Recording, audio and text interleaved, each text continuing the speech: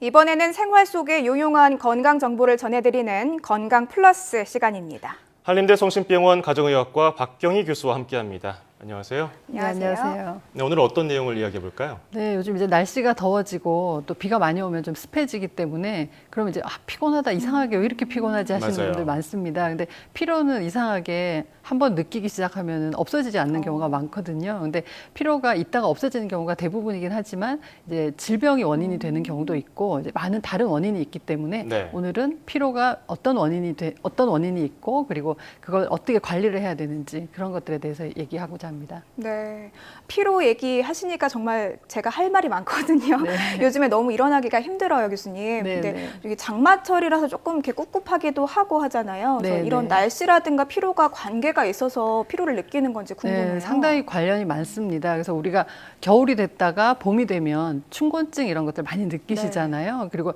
여름에 아까 말씀하신 대로 장마철이라던가 아니면 너무 더운 날, 햇볕이 또 없는 날 이런 날은 또 이유 없이 피로하고 처지는 경우가 있습니다. 그리고 우리가 여름에 낮에 상당히 덥고 밤에 또 계속 더운 열대야가 되는 경우가 있잖아요. 예. 그런 경우에도 밤에 잠을 설치면서 또 그것 때문에 피로를 느끼는 경우가 있습니다. 네. 그런 것처럼 날씨 같은 경우 우리가 대개는 습도, 온도 그리고 이제 조도 이게 얼마나 이제 햇볕이 많이 네. 쬐느냐 이제 이런 것들에 따라서도 우리가 피로감을 느끼는 정도가 상당히 다릅니다. 그렇지만 네. 피로는 사실 정량화하기가 힘들어요. 그러니까 그렇죠. 이걸 점수화하기도 힘들고 네. 그렇기 때문에 상당히 주관적으로 느끼는 경우가 많고 그걸 이제 척도화하기가 상당히 힘든 그런 증상 중에 하나라고 볼 수 있죠. 근데 이 피로가 어디 몸이 안 좋아서 아파서 더 네. 필요한 경우가 있지 않습니까? 네, 네. 예, 그런 경우는 어떤가요? 예, 대개는 이제 피로를 초래할 수 있는 질병들이 꽤 많이 있습니다. 네. 근데 병원에 오시는 분들의 대부분은 내가 상당히 피곤한데 간 관련 검사를 좀 해보고 싶다. 이상하게 이제 피로가 있으면 간에 문제가 있다라고 생각을 하시는 경우가 많은데요. 예. 사실 간 때문에 피로가 생기는 경우는 그렇게 아주 흔하진 않습니다. 그래서 그 원인이 될 만한 질병들이 상당히 많이 있는데 피로와 관련된 대표적인 신체적인 질병으로는 당뇨병을 들 수가 있고요. 갑상선 질환, 갑상선이나 항진증이나 저하증이 해당이 될 수 있고 물론 간염도 해당이 됩니다. 그리고 빈혈이나 결핵, 그리고 만성 폐쇄성 폐질환이라던가 수면무호흡증, 류마티스 질환, 심장 질환 아주 다양한 질병이 관련이 있습니다.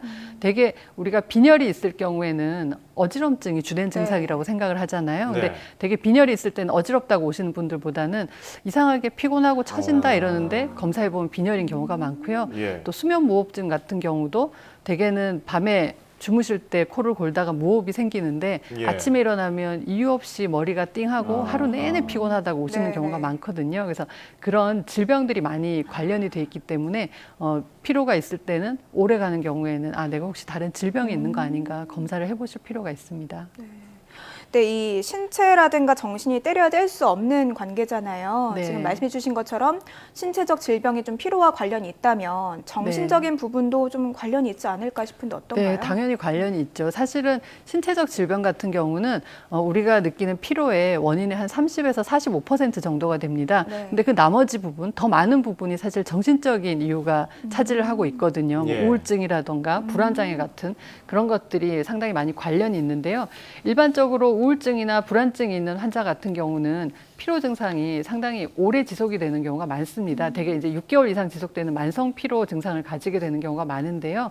이제 실제 외래 오시는 분 중에도 우울증 환자인 경우에 처음에 오자마자 난 너무 우울해요 이렇게 오시는 분보다는 이유 없이 피로가 너무 오래 가고 많이 처지는, 그러니까 의욕이 없어지는 그런 증상이 생긴다. 이렇게 해서 검사해 보면 아무 이상이 없는데 이제 우울증이라던가 불면증 같은 게 원인인 경우가 많습니다. 예. 그래서 이런 심리적인 원인이 상당히 중요하고요. 이제 수면 장애 같은 경우도 밤에 잠을 잘 못 자고 설치면서 낮에 아주 힘들어하는 그런 피로의 원인이 될 수 있고요.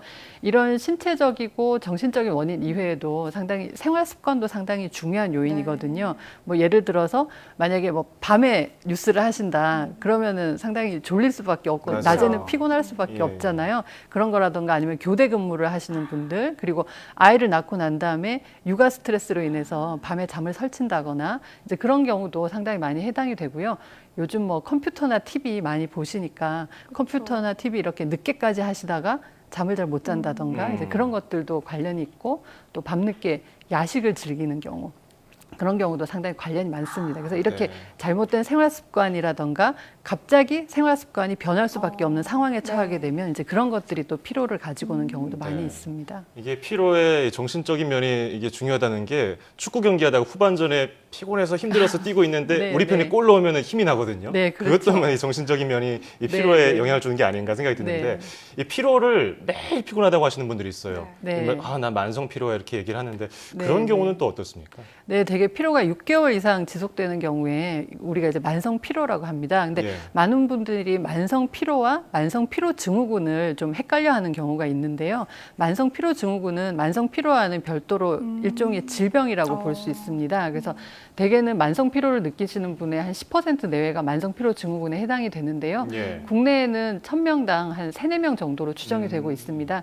원인은 잘 밝혀지진 않았는데 뭐 바이러스 감염이라던가 각종 뭐 외상이라던가 충격 그리고 극심한 스트레스, 독성 물질 같은 것들이 거론이 되고 있기는 합니다. 네. 사실은 이제 증상들이 몇 가지 특이한 증상들이 몇 가지가 있는데요. 만성 피로 증후군은 진단이 상당히 좀 까다롭습니다. 그래서 이유 없이 이제 기억력이나 집중력이 떨어진다던가 이제 인후통, 목이 아프다던가 그리고 근육통, 다발성 관절통 그리고 새롭게 생기는 두통. 잠을 자도 상쾌한 느낌이 없다던가 운동을 하거나 움직이고 나면 아주 심하게 피로감을 느끼는 경우 아니면은 겨드랑이라던가 임파절 부위에 이제 경부 임파절 부위에 압통, 그러니까 눌렀을 때 아프다던가 네, 이런 것들 증상이 관련된 증상이 한 8가지가 있는데 네. 이런 8가지 중에 4개 이상의 증상이 6개월 이상 지속되면 우리가 그 만성피로 증후군으로 진단을 할 수가 있습니다. 그리고 사실 만성피로 증후군이 만성피로와의 차이점은 대개는 우리가 쉬면은 좋아진다던가 원인이 되는 것이 없어지면은 좋아지잖아요. 근데 만성피로 증후군은 쉬어도 썩 좋아지는 기미가 보이지가 않고 그리고 딱히 뚜렷한 이유가 없는 경우가 많습니다. 그래서 그런 경우를 가지고 저희가 이제 병원에서 아주 여러 가지 그 진단 기준을 가지고 네. 진단을 하기 때문에 그냥 내가 오래 피곤하니까 나는 만성 피로 증후군이야라는 건 사실 맞진 않고요. 이유 없이 피로가 오래 지속될 때는 병원에서 한번 진단을 받아보시는 게 좋습니다. 한 번쯤 좀 내가 피곤하다라는 걸 좀 심하게 오랫동안 느낄 때는 질병이 아닌가 좀 의심을 네, 해보는 것도 그렇죠. 나쁘지 않을 것 같네요. 네. 네, 피곤하면 많은 분들이 좀 약국 가서 피로회복제를 드시거든요. 그렇죠. 저도 좀 급할 네, 땐 네. 찾는데 이게 실제 효과가 있는 건가요? 네, 사실 우리가 시중에 시판되는 피로회복제 대부분은 사실 드링크제가 많잖아요. 네. 근데 거기에 들어가 있는 성분들이 카페인이 많이 들어가 있습니다. 카페인이나 일종의 이제 다른 영양 성분이 들어가 있는데 일종의 각성 효과를 가져다 주는 거죠. 네. 그래서 잠깐 반짝하는 느낌이 들 수는 있지만 그게 근본적으로 피로를 없앨 수 있는 그런 치료법은 아니라고 보는 거죠. 그래서 일단은 뭐 피로 회복제라던가 각종 드링크류가 피로를 없애주는 근본적인 그 치료법이라고 볼 수는 없고요.